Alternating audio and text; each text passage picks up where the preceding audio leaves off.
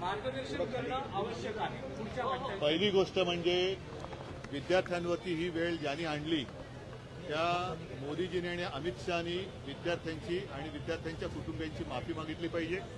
याचं कारण ज्या पद्धतीने विद्यार्थ्यांना काठीला खिळे लावून मारण्यात आलं, त्यांच्यावरती छऱ्यांच्या बंदुकीने हल्ला केला गेला, अश्रुधूर सोडला गेला, एवढंच नाही तर अत्यंत वाईट पद्धतीने पुरुष पोलिसांकडनं त्यांचे कपडे फाडले गेले। ज्या पद्धतीने तो व्हिडिओ मी पाहिला, एक ती मुलगी पुढे जाते आणि तो पोलीस पाठवून तसा तो मला बोलायला सुद्धा लाज वाटते। ज्या मुलांनी नीटच्या म्हणजे काय म्हणजे आपण ऐकायला सुद्धा अंगावरती शहारे येत होते, तर त्या मुलांनी ते भोगले आणि त्यांची मागणी काय आहे की शिक्षण पद्धतीत सुधार।